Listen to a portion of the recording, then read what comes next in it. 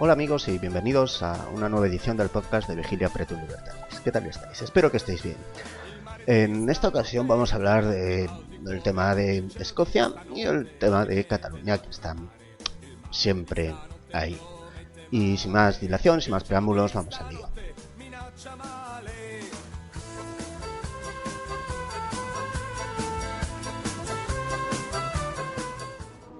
This is Tom Zarek, president of the 12 colonies. It's over, Laura. Solitaire was killed attempting to escape. Belladonna was Tried and found guilty of his crimes.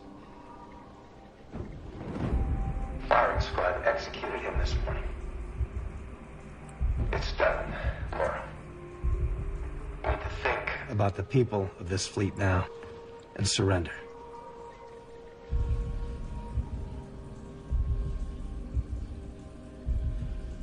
No. Not now. Not ever. Do you hear me? I will use every cannon. Every bomb, every bullet, every weapon I have down to my own eye teeth to end you. I swear it! I'm coming for all of you!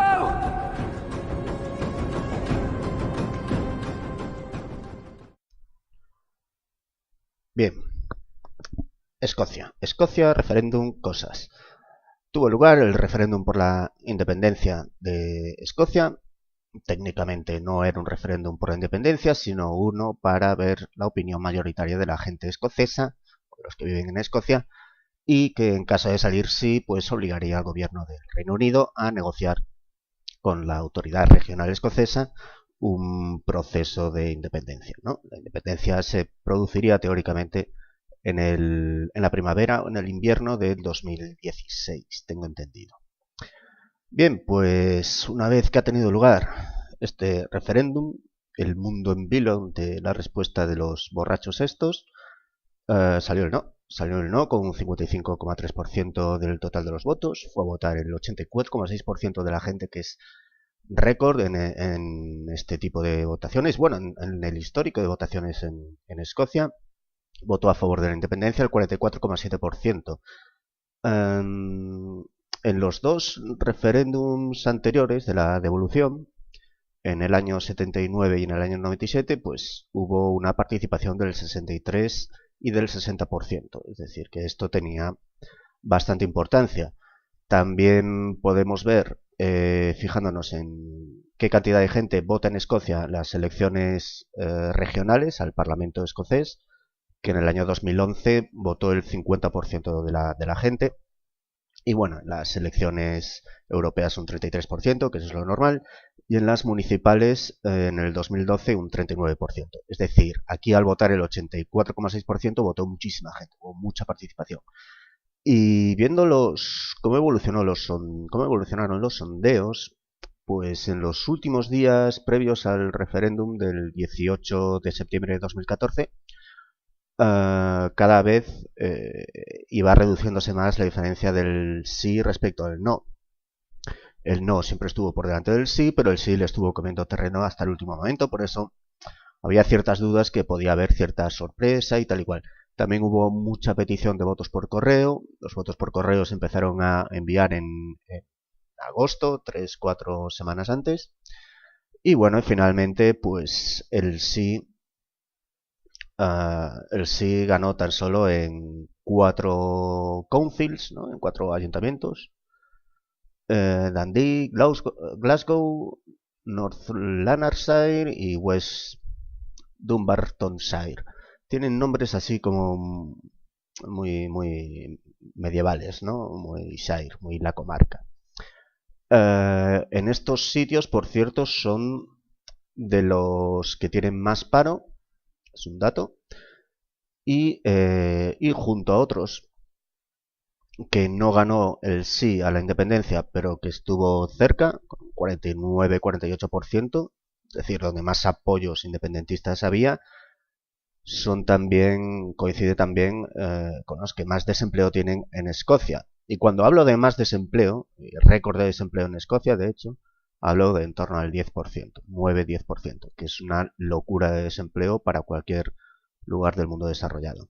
Y también son feudos del Partido Nacionalista Escocés y del Partido Laborista. En general, Escocia, dentro del Reino Unido, es un bastión, digamos, entre comillas, de izquierdas, quedando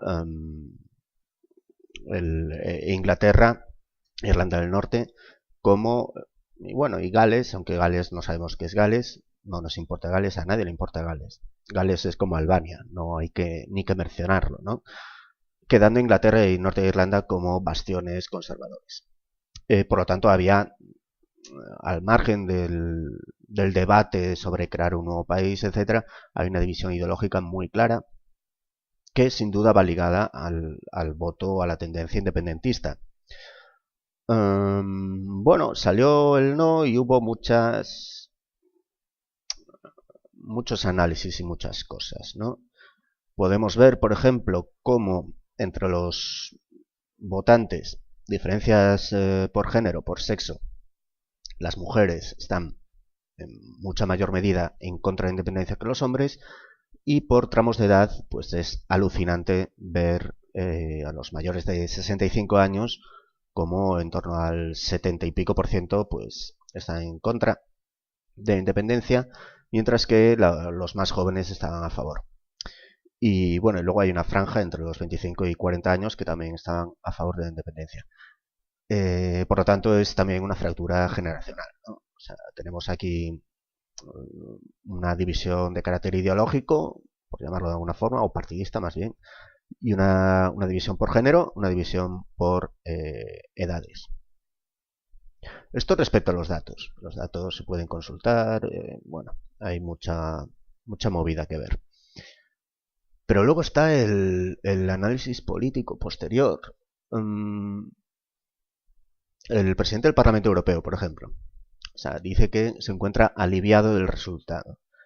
El comisario de Economía, un tal Karel de Gucht, pues comparaba la posible independencia de Escocia con el desmembramiento de la Unión Europea. Enrico Letta, que fue primer ministro italiano, creo, democristiano, perdón por el reflujo, pues comparaba el posible resultado del sí con pues, el asesinato de Gavrilo Princip al archiduque de Austria en Sarajevo en 1914, ¿no? Lo que dio inicio a la Primera Guerra Mundial.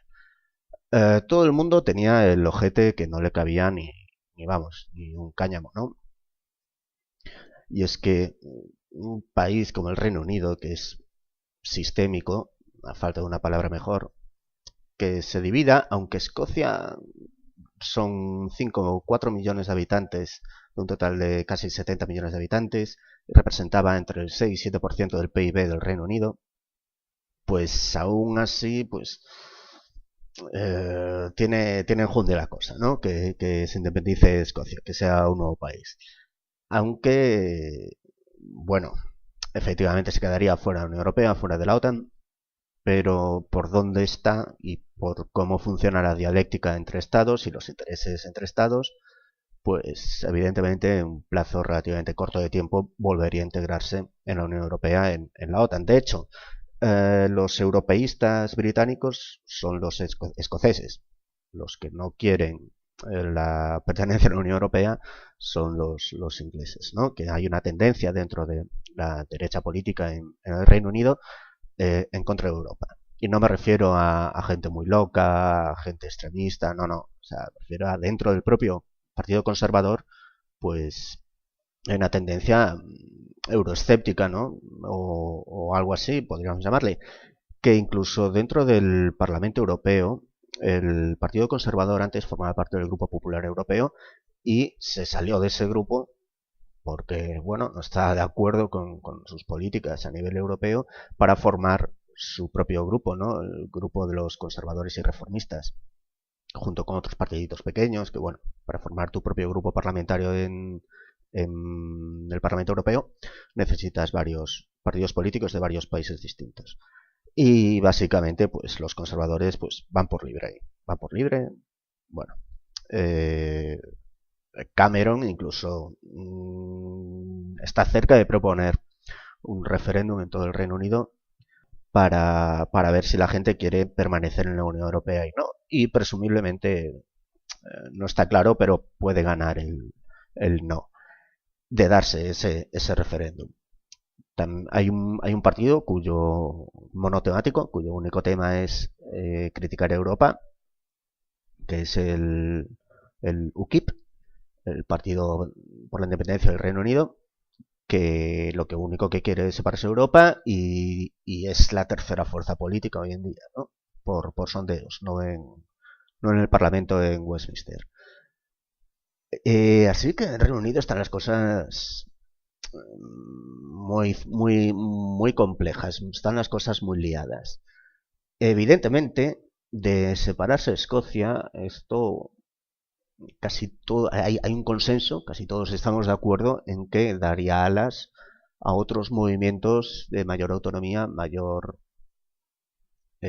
soberanía en otros estados-nación de Europa, ¿no? De Europa Occidental. Y bueno, y Europa Occidental, después de la Segunda Guerra Mundial, se ha quedado como está. No ha habido separaciones más allá de colonias o cosas así, ¿no? Por ejemplo, Argelia en los años 60 se independiza de Francia y bueno, con una mayoría de franceses a favor de la independencia y con no una mayoría de argelinos a favor de esa independencia, que también es curioso. Es decir, los de la metrópolis querían separarse de esa colonia. Evidentemente, cuando se separa, pues sale de la comunidad, del mercado común europeo, ¿no? No se reconoce como parte. Igual que en Groenlandia, si definitivamente corta sus lazos con Dinamarca, y están en ello, pues va a estar fuera de la Unión Europea. Que lo de quedarse fuera de la Unión Europea también da lugar a mucho debate, mucho intríngulis, chíngulis, pero si vemos, por ejemplo, Noruega, que no es un país miembro de la Unión Europea, Noruega hace las transposiciones de las directivas europeas como si fuera un Estado miembro igual. Es decir, la legislación noruega, a todos los efectos, es la misma que encontramos en Dinamarca, en Portugal, en Polonia o en Irlanda. Es decir, son las directivas europeas. Y luego, bueno, forma parte del espacio Schengen, etcétera. ¿Qué pasa? Que, claro, están fuera para lo bueno. Tienen sus caladeros de pesca, tienen su extracción de petróleo, etcétera, ¿no? Eso que no se los toque nadie. Y bueno, al fin y al cabo, Noruega, siempre se pone el ejemplo de Noruega. Noruega son, creo que 4 o 5 millones de paletos. Es decir, que tampoco es una gran cosa, ¿no? Ni tiene gran peso. Tiene gran peso el petróleo y tiene gran peso el fondo de pensiones que se financia a través de los ingresos del petróleo. Este fondo de pensiones público en Noruega, la gente no paga seguridad social en Noruega porque ese dinero viene del fondo del petróleo. Ese fondo del petróleo es dueño, dicen las malas lenguas o las buenas lenguas, del 1% de todo el dinero invertido en los mercados financieros internacionales. Es decir, es una pasada, es una brutalidad. Y aquí en España, pues la gente no quiere ni extraer oro, ni extraer petróleo, ni buscar la posibilidad de esto.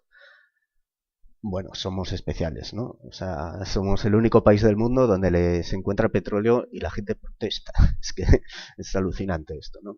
Hombre, pobres equinodermos y todo esto.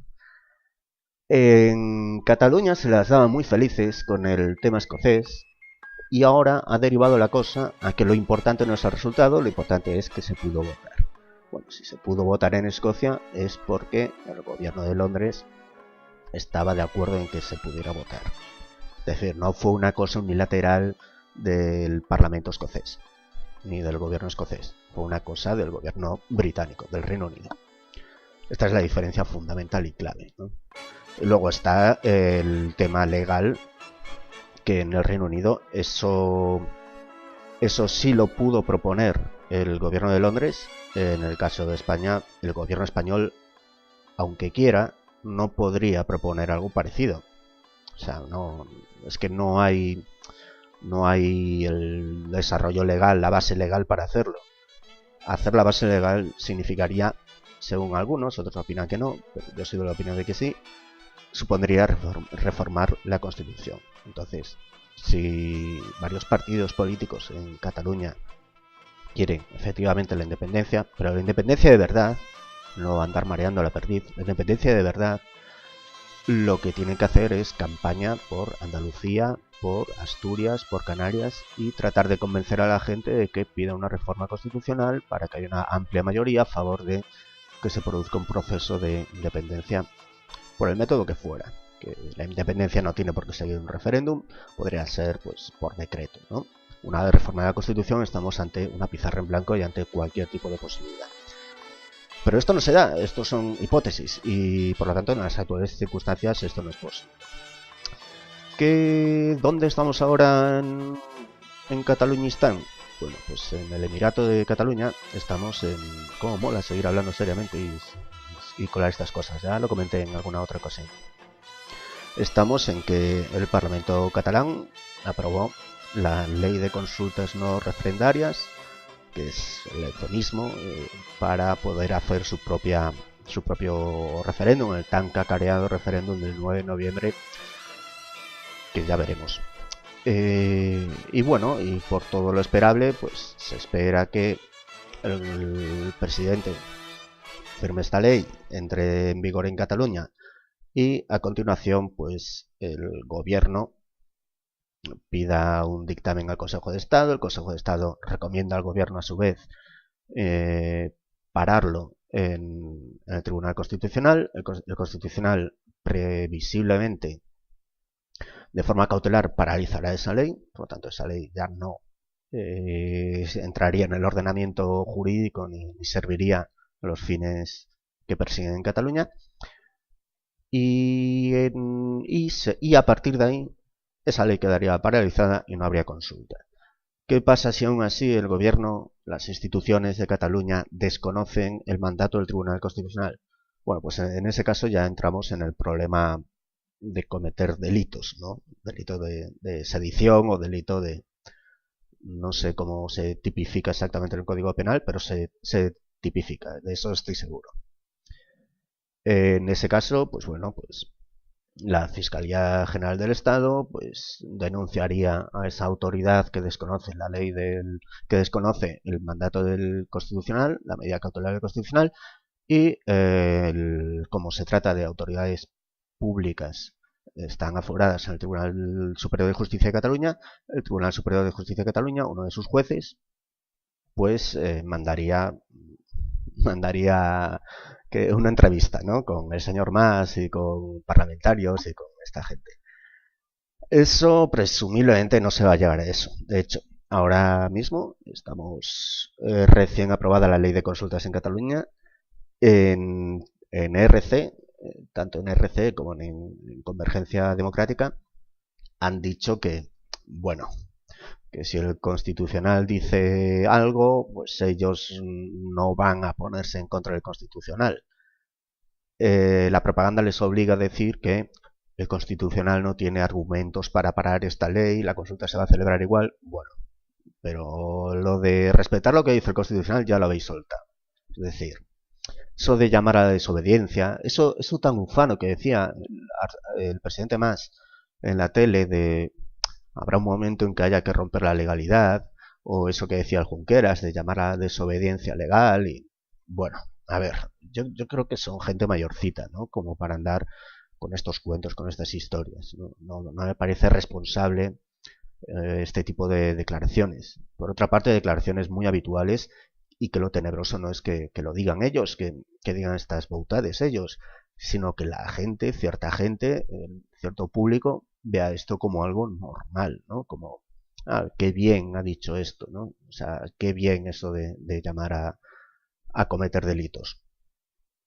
En todo esto hay una cosa que yo insisto mucho con mi movida, que es cuando Margallo dice que bueno, se va a parar la consulta utilizando toda la ley. Y aparece el fulano el diputado español por el PNV, el Aitor Esteban, creo que se llama, y dice, ¿cómo usar toda la ley? ¿Qué pasa? Lo siguiente va a ser los tanques, sacar los tanques por la diagonal. Joder. O sea, es una chorrada. Sé que es una chorrada de un provinciano resentido. Pero, hostias, es que el ministro dijo usar la ley. ¿A qué viene luego lo de tratar de soliviantar al personal? Es que están en un plan, están insoportables, ¿no? O sea, es que no lo entiendo. Bueno, sí lo entiendo. O sea, parece que ellos son los únicos que tienen la potestad de decidir lo que es o no democrático, lo que es o no legal. Incluso el Artur Mas se inventaba el sintagma legalidad catalana, ¿no? Hay que cumplir la legalidad catalana. No existe la legalidad catalana fuera del Estatuto de Autonomía. Y el Estatuto de Autonomía no existe sin Constitución española. Por lo tanto, la legalidad está marcada por donde está marcada, punto. O sea, no, es que no hay ningún debate. Ahora que el señor este, el de las camisas remangadas del Partido Socialista que por cierto votó a favor de la ley de consultas, pero está en contra de la consulta, que es una cosa alucinante. Es decir, es una cosa, no sé, esquizofrénica. O sea, eso es algo que un psiquiatra podría diagnosticar al Partido Socialista. Oiga, tómese usted toracina, tómese usted estas pastillas, ¿no? O sea, votamos a favor de una ley y estamos en contra de lo que haga esa ley, del objetivo de esa ley. No lo entiendo. No entiendo esa actitud. Voy a salir de casa y por eso, desde dentro de casa, cierro con llave la puerta. Algo va mal. Algo va mal. Sigues estando de pie, sigues moviéndote, caminando, pero no hay nadie ahí a los mandos. Algo va mal en esa cabecita. Así es el PSOE, amigos. Desde que murió Zapatero, bueno, desde que murió Felipe González, así están, que ya van años por una senda, madre mía. En general, también, este es otro análisis que hay que hacer, el de cómo en este tema catalán, cómo ha influido la desaparición del PSOE, porque el Partido Socialista de Cataluña era de los grandes partidos que había y hoy en día pues ya no. Y esto cambia mucho las cosas. Evidentemente que en unas próximas elecciones catalanas, una vez frenada la consulta, presumiblemente el presidente Mas adelantará las elecciones y supongo que se retirará de la política para siempre. Y en unas elecciones ahí está Podemos como tercera o cuarta fuerza en Cataluña, ahí está el PSOE en capa caída, el Partido Popular en capa caída, RC que lidera las encuestas. Es muy temprano para saber en qué escenario nos situaremos. También hay que jugar con el factor de Pablemos y con el factor de que esa campaña no será para pagar a las farmacias, para abrir nuevamente plantas de hospitales catalanes, sino que será una cosa de guerras del siglo XVIII, RH, tamaño de la nariz, etcétera. Va a ser una cosa bastante bochornosa y bastante penosa a estas alturas de la historia. Pero bueno, como decía, la pelota está en el tejado de Artur Mas y hay algo que es alucinante, ¿no? Los nacionalistas de todas partes como que tienen cierta solidaridad internacional por las reivindicaciones que ocurren en otras partes. Y esto lo veo muy claramente en Galicia. En Galicia el nacionalismo es de izquierdas, que ya de por sí es una cosa un poco extraña. Y yo hace poco le dije a alguien, no sé, estaba comentando con alguien, que realmente ya no existen partidos nacionalistas en Galicia. Todos los partidos que solemos llamar nacionalistas, todos, mirando en sus estatutos, en sus manifiestos, en sus declaraciones, están a favor, como mínimo, del supuesto derecho a autodeterminación. Por lo tanto, todos son independentistas, todos. No hay nacionalismo en Galicia. Y creo que a estas alturas, no sé si en Navarra habrá nacionalismo vasco o en el País Vasco habrá algún partido nacionalista que no esté por la independencia, pero vamos, que ya no existe nacionalismo. En Canarias, Coalición Canaria, supongo que sí, ¿no? Esos supongo que no estarán en contra de a favor de la independencia, no estarán tan tarados. De hecho, esos seguirán el modelo clásico de nacionalismo de derecha social o socialdemócrata, caciquil de toda la vida. Es decir, aquí los de mi pueblo nos mandamos a nosotros mismos porque así es mejor para el señor Marqués. Bueno, pues es muy curiosa esa solidaridad, ¿no? A mí me gustaría preguntar a algún nacionalista gallego cómo es posible que esté a favor de la independencia de Cataluña cuando Cataluña representa la quinta parte del PIB español y Galicia es deficitaria en términos fiscales. Me sé de memoria la respuesta, de hecho me la sé mejor que ellos. La respuesta es que Galicia, si es dueña de su propia, un gobierno gallego es independiente, podrá cambiar la fiscalidad y cambiar la dirección de la economía para generar la riqueza que le faltaría de no recibir contribuciones del gobierno del resto de los españoles. Claro, son demasiadas hipótesis. De hecho, es que es dejar las cosas muy en el aire, ¿no? A mí me gustaría que, no sé, que fueran un poquito coherentes o un poquito más racionales, ¿no? Si tú dices defender Galicia, que es una cosa un poco extraña, en todo caso será defender a los que vivimos en Galicia, pues hombre, fíjate por ejemplo en que los ingresos medios de los hogares gallegos son un 90% de la media española y la pensión media de los pensionistas gallegos son un 70% de la media española. Ahí hay un dato, o sea, ahí hay algo donde hacer política, donde tratar de debatir, de buscar pues, una mejor financiación para las pensiones, lo que sea. Bueno, está el tema demográfico, etcétera, de la natalidad, etcétera. Hay mucho donde hacer si te preocupa realmente la gente que vive y trabaja en Galicia.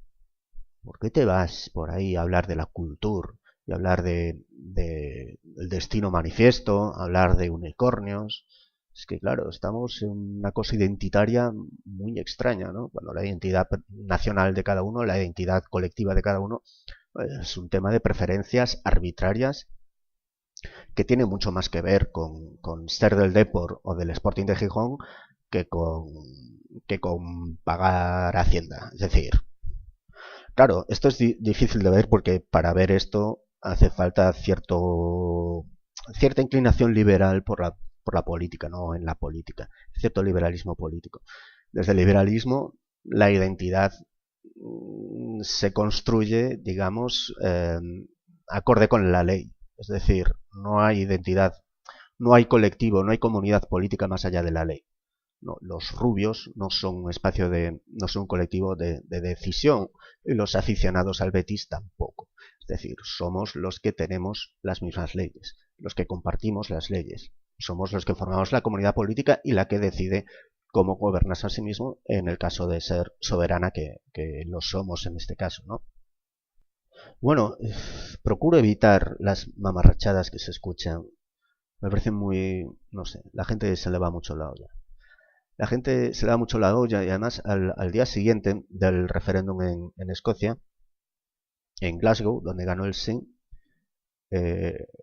no porque ganara el sí, pero por la razón que sea, es la ciudad más grande de Escocia, creo, más que Edimburgo, pues hubo hostias, que por otra parte, eso por sí solo no quiere decir nada, hay hostias todos los días en todas partes, sobre todo cuando hablamos de gente alcoholizada. Pero estas hostias parecía que eran un enfrentamiento entre secesionistas y gente a favor de permanecer unidos. El referéndum, hacer la pregunta por sí solo ya es lo importante, dicen los nacionalistas, los independentistas. Sí, ya por sí solo ya es algo con una carga política inmensa. Pero, ojo, antes de saber la respuesta, durante la campaña, o sabiendo que se va a hacer un referéndum, ya estás rompiendo cosas. O sea, y eso es muy difícil de calibrar y de pensar. Ya hay cosas rotas. En Cataluña ya hay cosas rotas. No es difícil encontrar declaraciones de gente que dice que, bueno, que hay ciertos temas que con los compañeros de trabajo, con la familia, pues no se pueden hablar. Ese no me parece algo prometedor, ¿no? Ese futuro. O ese presente no me parece nada prometedor. Y nada, bueno, creo que lo voy a dejar aquí porque ya va media hora y realmente no quiero meterme en, ¿cómo se dice? ¿Cómo diablos se dice? Meterme en un fregado. No es un fregado. Meterme.